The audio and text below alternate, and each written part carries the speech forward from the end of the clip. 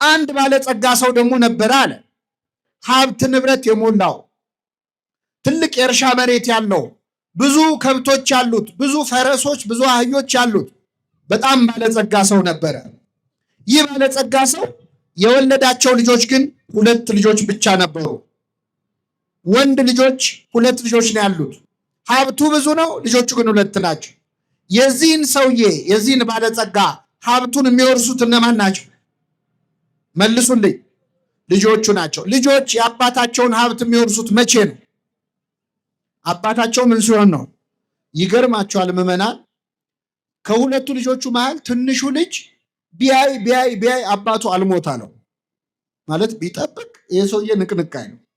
ስለዚህ መጣና አባቱ እስኪሞት መታገስ አቅቶት አባቴ የሚደርሰኝን ገንዘብ አሁኑን ስጠኝና ልሂድ አለ። አንድ ልጅ አባቱ በሕይወት እያለ ውርስ ከጠየቀ በተዘዋዋሪ ምን እየተመኘ ነው ማለት? ሞቱን ነው። የሚደርሰኝን ስጠኝና ልሂድ አለ። አባት እሺ አለ። ገንዘቡን የሚደርሰውን ገንዘብ ሰጠው። ይህ ልጅ አባቱ እስኪሞት ቢቆይ የአባቱን ሀብት ለ2 ይካፈል ነበር። አሁን ግን አባት በሕይወት ስላለ ለ3 ነው የሚደርሳቸው። 1/3ኛውን ከፈለና ሰጠው። ይህ ልጅ አባቱን ገንዘብ ልክ እንደተቀበለ ምን እንዳደረገ ታውቃላችሁ? ብን ብሎ ከዛች ሀገር ጠፋ፣ ወደ ሩቅ ሀገር ሄደ ይላል። በነገራችን ላይ እግዚአብሔር የማይሰጠን ለምን እንደሆነ ታውቃላችሁ? ሲሰጠን እንደምንጠፋ ስለሚያውቅ። አሁን በጣም ብዙ ሰው እንደው መድኃኔዓለም ውይ የምገባበት አንድ ነገር ብቻ ስጠኝ አደራህን ብሎ ይለምናል። ሲሰጠው ግን ይጠፋል። ይህ ልጅ አባቱን ገንዘብ ይዞ ወደ ሩቅ ሀገር ሄዶ በአጭር ጊዜ የአባቱን ገንዘብ በትኖ ጨረሰ። መቼስ ያለፋህበት ገንዘብ እኮ ለማጥፋት ቀላል ነው አይደለ? ስለዚህ ካገኘው ጋር በልቶ ካገኘው ጋር ጠጥቶ በአጭር ጊዜ አባቱን ገንዘብ በትኖ ጨረሰ። ገንዘቡ አለቀ። ገንዘቡ ሲያልቅ ደግሞ ጓደኞቹም አለቁ። መቼስ ገንዘብ ሲኖረንና ሳይኖረን የወዳጆቻችን ቁጥር እኩል ነው አይደለም። አብረው የሚበሉ የሚጠጡት በሙሉ ተለዩት፣ ባዶ እጁን ቀረ። ልክ ገንዘቡን ሲጨርስ ደግሞ ምን መጣ መሰላችሁ? እዛ ሀገር ላይ ታይቶ ተሰምቶ የማያውቅ ረሃብ ተነሳ። ከፍተኛ ረሃብ ተነሳ። ይህ ልጅ ወይ ቤት አልሰራ ወይ ንብረት አላፈራ፣ ባዶ እጁን ቀረ። ረሃብ ሲያሰቃየው አንድ ሰው ቤት ተጠግቶ መኖር ጀመረ። ያስጠጋው ሰው በነፃ አላኖረውም። ችግር የለውም ቤቴ ግባና ትኖራለህ፣ ግን ቀን ቀን አሳማዎች አሉኝ እነሱን ትጠብቃለህ አሉ። ይህ ልጅ ተንደላቆ ተሞላቆ ያደገ የባለጸጋ ልጅ ነው። የምን ጠባቂ ሆነ? አይሰማም። አሳማ እንግዲህ በግዕዝ ህሱም ማለት አስቀያሚ ነው። የመጨረሻ ቆሻሻ እንስሳ፣ እዛው የሚበላ እዛው የሚጸዳዳ በጣም የቆሸሸ እንስሳ ነው። ይህ ልጅ የአሳማ በረት ውስጥ ቀኑን ሙሉ ሲጠብቅ መዋል ጀመረ። በጣም የሚሸት በረት ውስጥ ማለት ግን የሚገርማችሁ ከሽታው በላይ ይህ ልጅ በጣም ያስቸገረው እንደሆነ ታውቃላችሁ? ረሃብ ነበረ። በጣም ይርበው ነበረ። ከረሃቡ ጽናት የተነሳ አሳማዎቹ ከሚበሉት ምግብ ሊበላ ይመኝ ነበረ ይላል። ምን ነው እንደው እንደነሱ ባደረገኝ ብሎ በአሳማ እስኪቀና ደረሰው። ይህን ጊዜ ወደ ልቡ ተመለሰ ይላል። እግዚአብሔር ሁላችንን ወደ ልባችን ይመልሰን። ምን አለመሰላችሁ? በአባቴ ቤት እንጀራ የሚተርፋቸው አገልጋዮች ስንት ናቸው አለ። እኔ እዚህ በረሃብ ልሞት ነው። እኔ እዚህ የአሳማ ምግብ እያየው የጎመጀው ነው። በዚህ ሰዓት በልተው ጠጥተው ጠግበው ለውሻ የሚሰጡ በልተው ጠግበው ምግብ የሚደፉ የአባቴ ቤት ሙያተኞች ስንት ናቸው? ስለዚህ አሁኑኑ ተነስቼ ወደ አባቴ እሄዳለሁ። እንዲህ እለዋለሁ፣ አባቴ ሆይ በሰማይና በፊት በደልኩ። በሰማይ እናት አባትን አክብር ባለ በእግዚአብሔር ፊት በአንተም ፊት በደልኩ። ከእንግዲህ ወዲህ ልጅህ ተብዬ ልጠራ አይገባኝም። ቤቱ ውስጥ ካሉት አገልጋዮች እንደ አንዱ አድርገኝ እለዋለሁ አለ። ተነስቶም ወደ አባቱ መጣ ይላል። ከኔ ጋር ናችሁ ምዕመናን? እግዚአብሔር ከሁላችን ጋር ይሁን። አባቱም ገና ከሩቅ ሳለ አየውና አዘነለት። ገና ብቅ ሲል ሲያየው አዘነለት። ወደ እርሱ ሮጠና አቀፈና ሳሙ።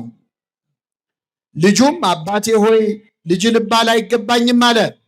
አባት ግን ገና ከአፉ ተቀብሎ ከሁሉ የተሻለ ልብስ አምጡና አልብሱት፣ ለጣቱ ቀለበት፣ ለእግሩ ጫማ ስጡት፣ የሰባውን ፍሪዳ አምጡና ረዱለት፣ እንብላ ደስ ይበለን፣ ይህ ልጄ ሞቶ ነበር ሕያው ሆኗል፣ ጠፍቶ ነበር ተገኝቷል አለ። ደስ የሚላቸው ጀመር ይላል። ይህ ሁሉ ሲሆን ምዕመናን፣ ይህ ባለጸጋ ስንት ልጆች አሉት ብያቸዋል። ታላቅ ወንድሙ እርሻ ሲያርስ ውሎ ማታ ላይ ወደ ቤት ተመለሰ። ወደ ቤት ሲመጣ ቤቱ እልልታ በእልልታ ሆኗል። ድግስ ላይ ነው። ከበሮ ይመታል፣ እልል ይባላል። አንዱን ሕፃን ጠራና ምንድን ነው የምሰማው ብሎ ጠየቀው። አይ ወንድም መጥቶ አባት የሰባውን ፍሪዳ አርዶለት ነው አለ። ተቆጣ፣ ሊገባም አልፈለገም ይላል። አባቱም ወጥቶ ለመነው ይላል። መከረኛ አባት። የጠፋው ልጅ ሲመጣ ቤት ውስጥ ያለው ደግሞ አልገባም አለ። ኧረ እባክህ ግባ አለው። አልገባም፣ እኔ እስከ ዛሬ እንደ ባሪያ ተገዝቼልሃለሁ። እንደምን ተገዝቼልሃለሁ? ካዘዝከኝ ያልፈጸምኩት አንድም ነገር የለም። ነገር ግን ለእኔና ለጓደኞቼ በግ እንኳን አርደ ብሉ ብለህን ታውቃለህ? ፍየል እንኳን አርዳ አብልተህን ታውቃለህ? ዛሬ ግን ገንዘብህን ከጋለሞቶች ጋር በልቶ ይሄ ልጅህ ሲመጣ አለ። ይሄ ምንህ ሲመጣ አይሰማም። ምኑ ነው ለሱ? ይህ ወንድሜ አይደለም ያለው። ይሄ ልጅ ሲመጣ ፍሪዳ አረድክለት፣ ስለዚህ አልገባም አለ። አባት ግን ምን አለው? ልጄ ሆይ አንተ እስከ ዛሬ ከኔ ጋር ነበርክ። የእኔ የሆነው ሁሉ የማን ነው? ያንተ ነው። ነገር ግን ይህ ወንድምህ ሞቶ ነበር ሕያው ስለሆነ፣ ጠፍቶ ነበር ስለተገኘ ደስ ሊለን ሐሴትም ልናደርግ ይገባናል አለው ይላል። ስለ ቃሉ አምላካችን ስም የተመሰገነ ይሁን። ስንት ምሳሌዎች ነገርኳችሁ ምዕመናን። መጀመሪያ የጠፋው ምንድን ነው? ጅብ ነው። ሁለተኛው ሳንቲሙ ላይ ነቃ አላችሁ፣ ምንድን ነው? ሁለተኛው ምንድን ነው? ሶስተኛው ሰው ነው። የሚገርማችሁ የሉቃስ ወንጌል ምዕራፍ 15 አሁን ያነበብነው መድኃኒታችን ኢየሱስ ክርስቶስ ከተናገራቸው ምሳሌዎች ሁሉ እጅግ ወርቃማው ምሳሌ ነው። የሌሎች ምሳሌዎች አክሊል ነው፣ ዘውድ ነው። እንደውም አንዱ ሊቅ ምን አለ? መጽሐፍ ቅዱስ ቢጠፋ ራሱ ይህንን ምዕራፍ ወስዶ መጽሐፍ ቅዱስን ድጋሚ መጻፍ ይቻላል ይላል። እዚህ ውስጥ በጣም ብዙ ትምህርት አለ። ምስጢረ ሥላሴ አለ፣ ምስጢረ ሥጋዌ አለ፣ ምስጢረ ቁርባን አለ፣ ምስጢረ ትንሣኤ አለ፣ ነገረ መላእክት አለ፣ ብዙ ነገረ ድህነት አለ። ሁሉን ለመማር ጊዜያችንም እውቀታችንም አይፈቅድልንም። እኔ እንደው አንድ ክርስቲያን ከአምላኩ ከእግዚአብሔር ተለይቶ እንዴት ይጠፋል የሚለውን ብቻ ልንገራችሁ። የመጀመሪያ ላይ የጠፋው በግ ነው፣ እንስሳ ነው። ሁለተኛ የጠፋው ዕቃ ነው። ሶስተኛ የጠፋው ምንድን ነው? ሰው ነው። ሰው ሆነን ከአምላካችን ተለይተን ልንጠፋ እንችላለን? አንችልም? እንችላለን በኃጢአት። አንዳንዴ ደግሞ ኃጢአታችን ሲበዛ ከሰውነት ክብር ወርደን እንደ እንስሳ የምንሆንበት ጊዜ አለ እኮ አይደል? ሰው ክቡር ሆኖ ሳለ አያውቅም እንደሚጠፉ እንስሳት መሰለን እንደሚል ማለት። አንዳንዴ ደግሞ ሰው ከእንስሳም ያንሳል። በእውነት ባለንበት ዘመን እኮ ሰው ከእንስሳ ያነሰበት ዘመን ነው አይደል? አዎ፣ እንስሳት የማያደርጉትን ነገር ሰዎች እያደረጉት ነው። ጆሮ የሚከብድ ዜና እንሰማለን በየቀኑ፣ ለጆሮ ጭው የሚያደርግ። እንስሳ እንስሳን አይበላም፣ ሰው ግን ሰውን እየበላ ነው። ስለዚህ ከሰውነት ክብር ወርደን እንደ ዕቃ ልንሆን እንችላለን። እግዚአብሔር ምን አደረገ? ይህ ሰውዬ፣ ይህ ባለ ታሪክ የጠፋበትን በግም ፈለገው፣ ሰውንም ፈለገው፣ ዕቃውንም ፈለገው። እንደ ሰው ብትጠፉ እፈልጋችኋለሁ፣ እንደ እንስሳ ብትሆኑም እፈልጋችኋለሁ፣ እንደ ዕቃ የማትጠቅሙ ብትሆኑ ምን እላችኋል? ይፈልገናል። እግዚአብሔር ሁላችንን ይፈልገን። ፈላጊውን ስታዩት መጀመሪያ ላይ እረኛ ነው። ሁለተኛው ላይ ሴት ነው፣ እናት ነው። ሶስተኛው ላይ አባት ነው። የሁላችን አባት ማን ነው? ምዕመናን አይሰማም? አባታችን እሱ ነው። ኢትዮጵያዊ ሊቅ ቅዱስ ያሬድ ደግሞ ኧረ አባት ብቻ አይደለም ይላል። አንተ አቡነ ወአንተ እምነ፣ አንተ አባታችን ነህ፣ አንተም እናታችን ነህ። እግዚአብሔር እናትም ነው አባትም ነው። ታላቁ ሊቅ አለቃ ኪዳነ ወልድ ክፍሌ ደግሞ አይ የለም እግዚአብሔር እናት አባታችን ብቻ እንኳን አይደለም አያታችንም እሱ ነው ይላሉ። ምናችን? ለምን? እግዚአብሔር በመጽሐፍ ቅዱስ ራሱን በዶሮ በወፍ መስሎ ይናገራል። ዶሮ ጫጭቶቿን ከቅፎቿ በታች እንድትሰበስብ እኔ እናንተን ሰበስባችኋለሁ ይላል። ከኔ ጋር ናችሁ ምዕመናን? እስቲ መልሱልኝ። ዶሮ ለጫጩት እናት ናት ወይስ አያት ናት? መልሱ እንጂ። ሰሚት ዶሮ የለም እንዴ? ለነገሩ ከሱፐር ማርኬት እየገዛችሁ ረሳችሁታል። ዶሮ ለጫጩት እናት ናት አያት ናት? አያትና እናቷ ማን ነው? እንቁላል እንዳትሉ አደራችሁ። ዶሮ እንቁላል ትጥላለች። ከእንቁላሉ ምን ይገኛል? ስለዚህ እናትም ናት አያትም ናት። እግዚአብሔር እንደ እንቁላል መሬትን ፈጠረ። ከመሬት ከአፈር ደግሞ ማንን ፈጠረ? ሰውን ፈጠረ። እናትም አባትም አያታችንም ማን ነው? ስሙ የተመሰገነ ይሁን። እናትም አባትም ግን ደግሞ ምዕመናን እናት አባታችን የፈለገ ቢወዱን በዋልንበት ሁሉ አብረውን አይውሉም፣ ባደርንበት ሁሉ አያድሩም። እግዚአብሔር ግን ከኛ ተለይቶ ያውቃል። ስለዚህ እግዚአብሔር እናት አባት ብቻ አይደለም፣ አያት ብቻ አይደለም፣ እረኛም ጭምር ነው። እግዚአብሔር እረኛዬ ነው አለ ነቢየ እግዚአብሔር ዳዊት። እግዚአብሔር ምኔ ነው?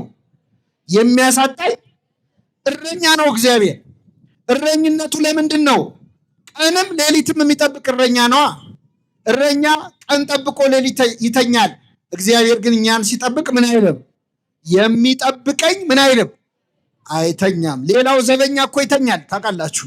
ሌላው ጠባቂ ይተኛል። ብዙ ዘበኞች ጥበቃ ያለባቸው ቡና ጠጡ ስትሏቸው ሌሊት ቡና እንቅልፍ ይከለክለኛል ይላሉ። ጠባቂ ናቸው ግን ምን ይላሉ? እግዚአብሔር ግን እኛን ሲጠብቅ ምን አይልም? አይተኛም። እረኛ በግ ጠብቆ ጠብቆ መጨረሻ በጉን ለሚገዙ ሰዎች ምን ይለዋል? ይሸጠዋል ወይ ራሱ አርዶ ይበላዋል? እግዚአብሔር እረኛችን ነው። ይሸጠናል? መልሱልኝ። ባይሆን እረኛው መድኃኔዓለም ክርስቶስ ስለኛ በ30 ብር ተሸጧል። እረኛ በጎቹን አርዶ ስጋቸውን ይበላል። የኛ እረኛ ክርስቶስ ግን እኛ በጎቹ ተሰልፈን የእረኛውን ስጋና ደም እንበላል። አላያችሁም? ቅድም ተሰልፈው የእረኛውን ስጋና ደም ሲበሉ። እኛ እኮ በግ የፈለገ ብንወደው ወይ እናርደዋለን ወይ እናሳርደዋለን። አሁን ለዓመት በዓል እስቲ መልሱልኝ። ዓመት በዓል ሲደርስ ለገና ለፋሲካ በግ የምንገዛው ከሳምንት በፊት ነው። ብዙ ጊዜ አይደለ? ከኔ ጋር ናችሁ? ከሳምንት በፊት እንገዛለን፣ በግ እናስራለን ቤታችን። ያንም በግ አንድ ሳምንት እኛ ጋር ሲቆይ አንንከባከበው? በአፉ ሳር ይሰጠዋል፣ ውሃ ይሰጠዋል። ለምንድን ነው የምንንከባከበው? እስቲ መልሱልኝ። ምናልባት ያ በግ ያን ሰሞን የሚያየውን ፍቅር አይቶ እንደው እንዴት የተባረኩ ሰዎች ናቸው፣ እንደው በልቼ የምጠግብ አይመስላቸው፣ እንደው እዚሁ እንደው አዶብት አድርገው ልጃቸው ባረጉኝ ይላል። እንንከባከበዋለን፣ ግን ለማረድ ነው። የእረኛ ፍቅር እስከ ማረድ ነው። የክርስቶስ ፍቅር ግን ለበጎቹ ነፍሱን እስከ ማሳለፍ ድረስ። ይህ እረኛ 100 በጎች ነበሩት ይላል። የጠፋበት በግ ስንት ነው? አቤት! አንዱም በግ ፍለጋ በጨለማ ወጣ፣ እስኪያገኘው ድረስ ፈለገው፣ ባገኘው ጊዜ በትከሻው ተሸከመው ይላል። ይህ እረኛ መድኃኒታችን ኢየሱስ ክርስቶስ ነው። 100 በግ የተባሉት ሰውና መላእክት ናቸው። አንድ በግ ጠፋ የተባለው ደቂቀ አዳም ነው፣ እኛ ነን፣ የሰው ልጆች ነው። እስኪያገኘን ድረስ ፈለገን የተባለው ከሰማየ ሰማያት ወርዶ እኛን ፍለጋ ተወልዶ ሰው መሆኑን ነው። እስኪያገኘው ድረስ ፈለገው፣ ባገኘው ጊዜ በትከሻው ምን አለው? ተሸከመው። ነስአ ደዌነ ወጾረ ሕማመነ፣ ኃጢአታችንን በደላችንን ክርስቶስ በትከሻው ላይ ምን ብሏል? ተሸክሟል። የጠፋ በግ አዳምን የፈለገው ባገኘው ጊዜ የተሸከመውን ቸሩን እረኛ ክርስቶስን የወለድሽልን ሆይ ምን ይበልሽ? ቅዱስ ዮሐንስ አፈወርቅ ተረጎመው። የጠፋው በግ አዳም ነው፣ ባገኘው ጊዜ የተሸከመው ክርስቶስ ነው። የተሸከመው የሁላችንን ኃጢአት። ስለዚህ እየተናገረ ያለው ስለ ማዳን ስራውን። ወደኛ ዘመን ግን ልመልሳችሁ ምዕመናን፣ ወደኛ ዘመን ልመልሳችሁ። አንድ ክርስቲያን ከቤተ ክርስቲያን ተለይቶ እንዴት ይጠፋል ካላችሁ፣ የመጀመሪያ የሚጠፋው እንደ በግ ነው። የመጀመሪያው የሚጠፋው እንደ ምንድን ነው? እንደ በግ ነው። በግ እንዴት ነው የሚጠፋው? እስቲ ንገሩኝ ምዕመናን። በግ የሚጠፋው አውቆ ነው ወይስ አያውቅ ነው? መልሱልኝ። ምን እያደረገ ነው በግ የሚጠፋው? እስቲ ንገሩ። እዚህ ጋር ሳር እየበላ እዚህ ጋር የሚበላው ሳር ትንሽ ሲደርቅበት ወደዛ ሲሄድ አይደል? ውሃ ሲጠጣ እዚህ ጋር ደፍረስ ሲልበት ወደዛ ሲሄድ። በግ አስቦ ይጠፋል? አይጠፋም። በግ ሲጠፋ ቢመሽብኝስ ብሎ ያስባል? ተኩላ ቢበላኝስ ይላል? አይልም።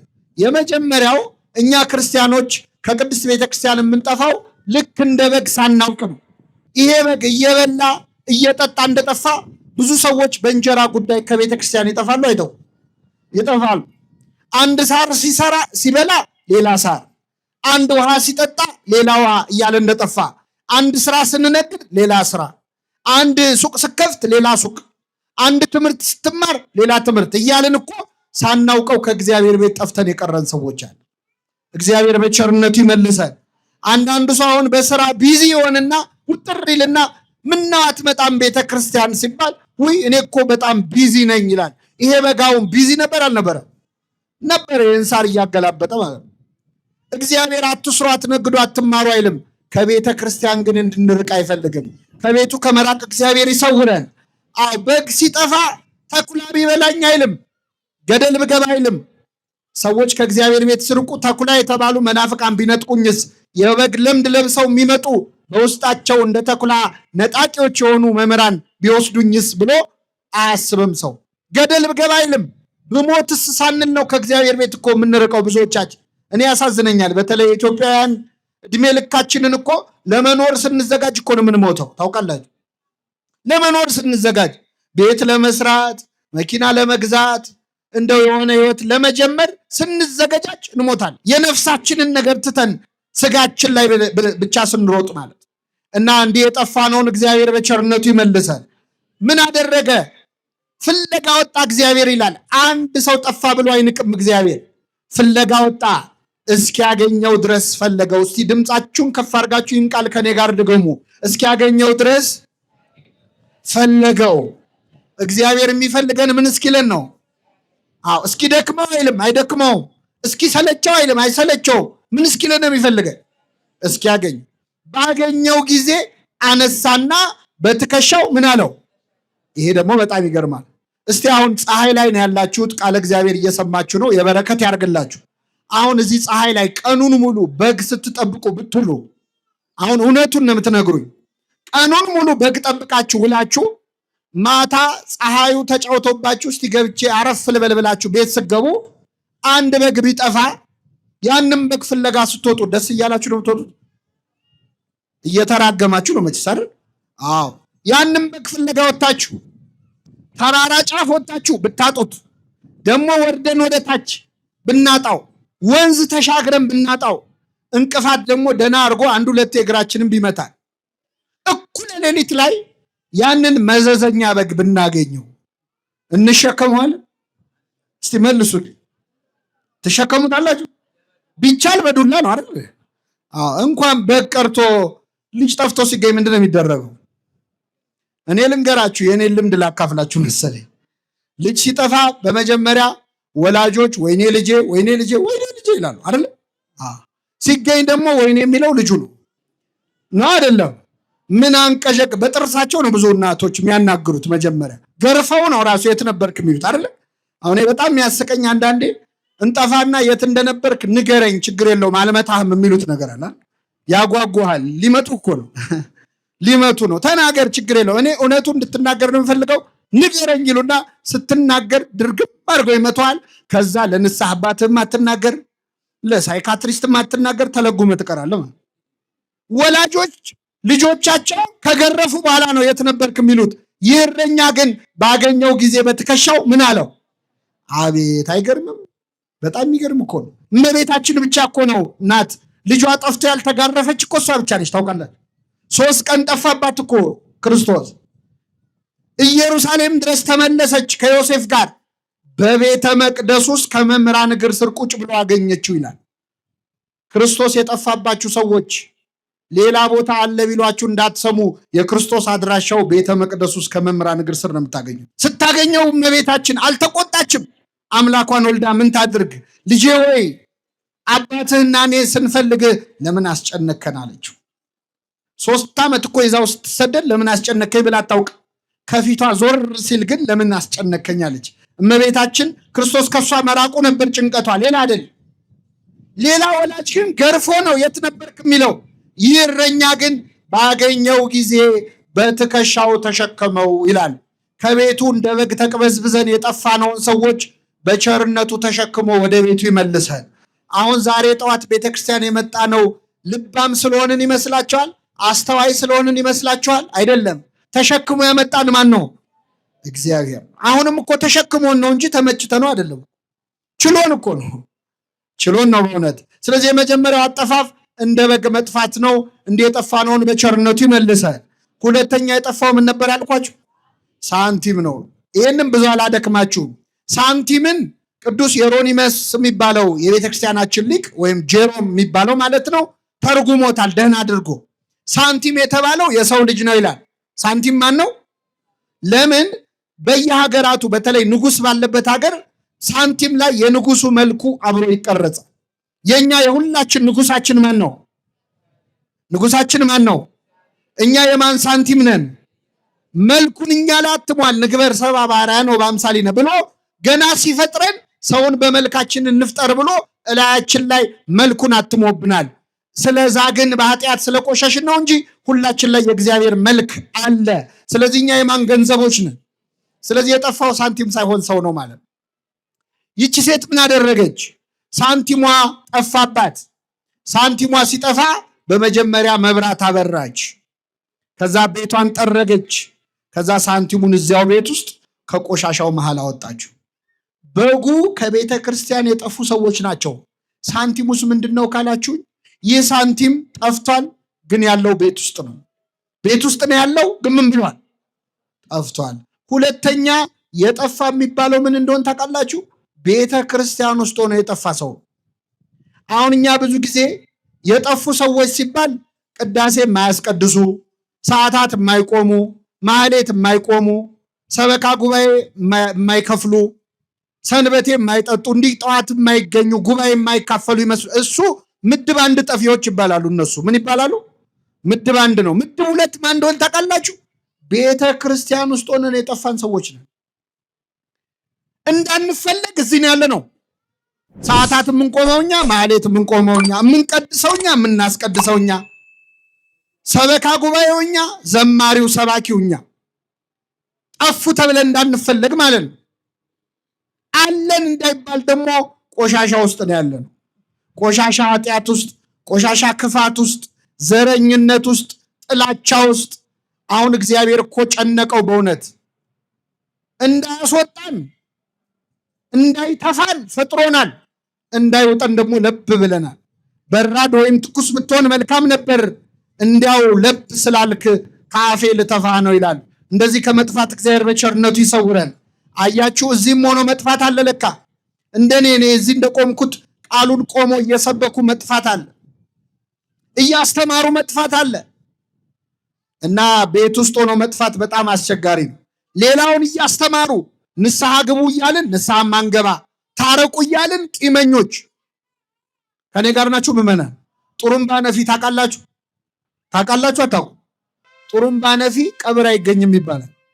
ብዙ ጊዜ ጥሩምባ ነፊዎች ድብልቅልቅ አድርገው በጠዋት ሰፈሩን በጥብጠው እነሱ ቀብር ላይ ይገኛሉ? አይገኙም። መናገር እንጂ መቅበር አይችሉም። የጥሩምባ ነፊ ህይወት ያለን ሰዎች አለን። ሌላውን ንስሐ ግባ የምንል እኛ ግን ማንገባ፣ ሌላውን ታረቅ የምንል እኛ ግን ቂመኞች። ልክ እንደ መርፌ አሁን ብዙ ቀዳዳ ይሰፋል፣ እላዩ ላይ ግን አንድ ቀዳዳ አለች። እሷን ይሰፋል? አይሰፋም። መርፌ የሆንን ሰዎች አለ። የሰው ቀዳዳ ስንሰፋ የምንውል ማለት ወይ ደግሞ እንደ መቋሚያ አሁን ብዙ ሰው ተደግፎት ይቆማል። እሱ ቆሞ ያውቃል? መልሱልኝ። ማቆም እንጂ መቆም አይችልም። እንደዚህ ያለ ህይወት ያለንን እግዚአብሔር በቸርነቱ ይማረን። ምን አረገች ሴቲቱ? መብራት አበራች ይላል። ምንድነው መብራት? ቃሉ ነዋ። ሕግህ ለመንገዴ መብራት ነው ለእግሬም ብርሃን ነው ይላል። ቤት ውስጥ ሆነን ለጠፋን ሰዎች የሚያበራው መብራት ቃሉ ነው። አበራች። ቤቷን ጠርጋ ያንን ሳንቲም ከቆሻሻው መሃል አወጣችው። እግዚአብሔር ሁላችንንም ከያለንበት ቆሻሻ ውስጥ ያውጣል። አሁን አንዳንድ ሰው እኔ ለማልለወጠው ነገር ቤተክርስቲያኑ ቢቀርብኝ ይሻላል ይላል። እኔ ሄጄ ኃጢአቴን ነው የምጨምረው ባልሰማ ይሻላል ይላል። እንደዚህ አትበሉ ምዕመናን። የፈለገ ብንበድል የፈለገ ብንቆሽሽ ከቤተ ክርስቲያን መራቅ የለብንም። ምክንያቱም እግዚአብሔር አንድ ቀን ከቆሻሻው መሃል ፈልጎ ያወጣል፣ ሁላችንን ያውጣል። አወጣችሁ ይላል። እዚህ ላይ እኔ አንድ ነገር ልጨምርላችሁ። አንዳንዴ ቤተ ክርስቲያን ውስጥ ጥሩ ሰው አለ፣ ደግሞ መጥፎ ሰው አለ። የለም መልሱ እንጂ ምን እንደማያውቅ ትሆናላችሁ። ቤተ ክርስቲያን ውስጥ ጥሩ ካህን አለ፣ ክፉ ካህን አለ። የለም ቤተ ክርስቲያን ውስጥ ጥሩ ሰባኪ አለ፣ ክፉ ሰባኪ አለ፣ ሁሉም አለ። እና አንዳንድ ሰው እንደኔ አይነቱ እንደው ቤተ ክርስቲያን ውስጥ ክፉ ሰው ሲያይ እንደው መድኃኔዓለም እንደው ምን አለ እንደው ቤትህን ብታጸዳ፣ እንደው እንደዚህ አይነቶቹን ሰዎች ጠርገ ብታስወጣቸው ምን አለ የሚል ሰው አለ። እየሰማችሁ ነው ብላችሁ አታውቁም? እንላለን። ምን ነው ቤትህን ብታጸዳ እንላለን። በመጀመሪያ እግዚአብሔር ቤቱን ካጸዳ እኛንስ ይለቀናል? መልሱልኝ። አዎ ጽዳት ከተጀመረ አንተንም ነው የሚያስወጣ አይደል እንዴ? ወይስ ሐሳቡን ያቀረበው ሰውዬ ይቆይ ይባላል? ቅዱስ ዮሐንስ አፈወርቅ ያለውን ከኔ ጋር በሉ። ቤተ ክርስቲያን በሉ እስኪ፣ ቤተ ክርስቲያን ሐኪም ቤት ናት እንጂ ፍርድ ቤት አይደለች። ቤተ ክርስቲያን ምንድን ነች? ቤተ ክርስቲያን ሐኪም ቤት ከሆነች እኛ ምንድን ነን? ምን ታካሚ ትላላችሁ? በሽተኞች ነን። አታሳምሩት እንጂ እየቆረብን ከሆነ ታካሚዎች ነን። ንስሐ እየገባን ከሆነ ታካሚዎች ነን። አለዚያ ግን ምንድን ነን? አይሰማም። አሁን የዛሬው ሰባኪ ደግሞ በጠዋት መጥቶ በሽተኛ ለን እንዳትሉ። እኔም በሽተኛ ነኝ። በነገራችን ላይ እኔም በሽተኛ ነኝ።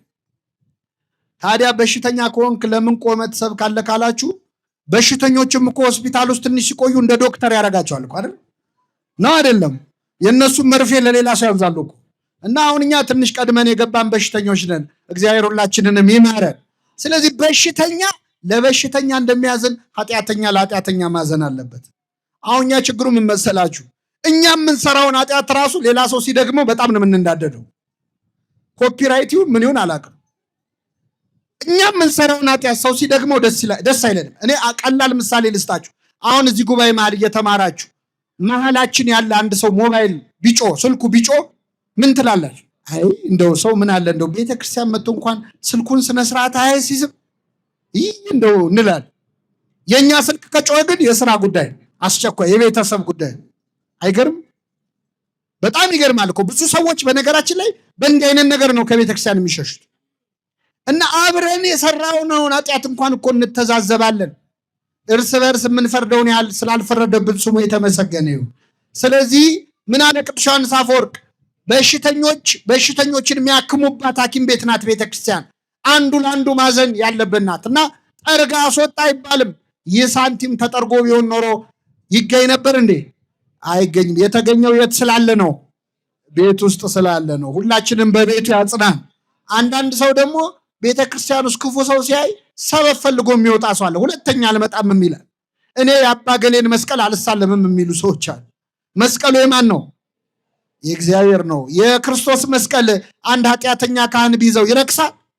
አይረክስም። ካህኑ ይቀደስ ካልሆነ እንኳን ካህን ሰይጣን ቢይዘው አይረክስም። እና አንዳንድ ሰው ሰበብ ነው የሚፈልገው። ቄሱ እንዲያደረገ ዲያቆኑ እንዲያደረገ እያለ ከቤተክርስቲያን መውጣት ነው የሚፈልገው። ከኔ ጋር ናችሁ? አሁን እየተማርን ከላያችን አውሮፕላን ሲመላለስ ነበር።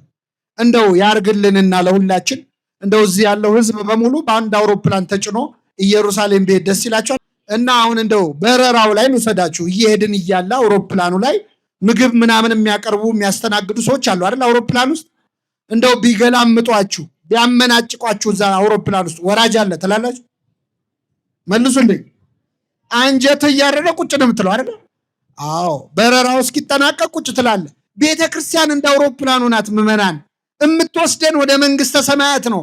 አስተናጋጆቹ እኛ አገልጋዮቹ ነን። የእኛን ጸባይታችሁ ወራጅ አለ አትበሉ ባካችሁ።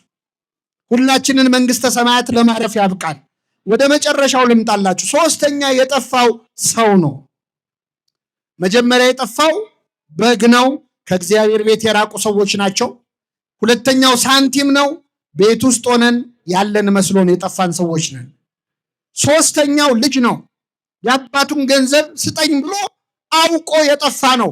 ከዚህች ኦርቶዶክሳዊ ተዋሕዶ ቤተክርስቲያን ከዚህ መቅደስ ከዚህ አገልግሎት አውቀው የወጡ ሰዎች አሉ።